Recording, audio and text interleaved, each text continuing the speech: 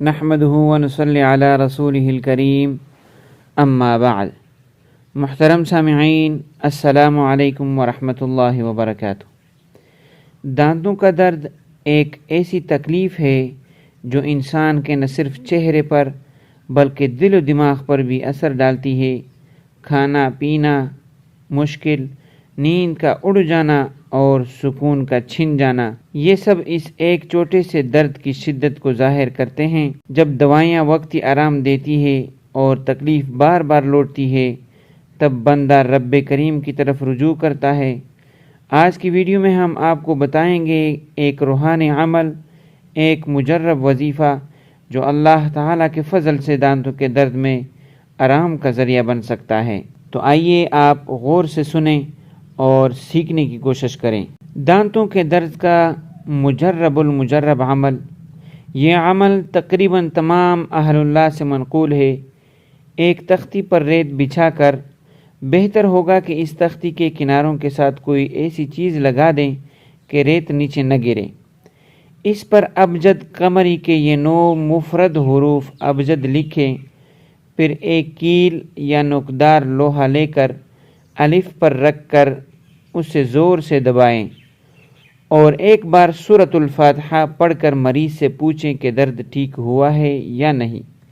اگر ٹھیک ہو گیا تو فبیہا، یعنی مطلب اچھی بات ہے، وگرنہ با پر کیل رکھ کر دبائیں اور اس پر کیل دباتے ہوئے 2 بار سورۃ الفاتحہ پڑھ کر مریض سے دریافت کریں۔ سورۃ الفاتحہ الحمدللہ رب العالمین الرحمن الرحیم، یعنی یہاں سے لے کر وَلَضَّالِّينَ تک سورۃ الفاتحہ ہے۔ اگر اب درد ختم نہ ہوا ہو تو جیم میں کیل دبا کر 3 بار سورۃ الفاتحہ پڑھے۔ جہاں مریض کو افاقہ ہو وہاں دم کرنا چھوڑ دے، وگرنہ آخری حرف تک یہ عمل جاری رکھے۔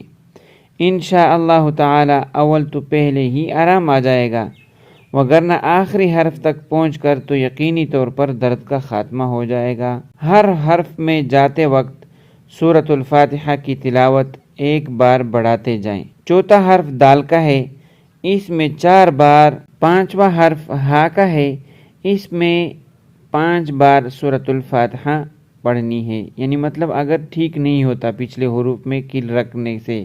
چھٹا حرف واو کا ہے، اس میں 6 بار سورۃ الفاتحہ پڑھنی ہے۔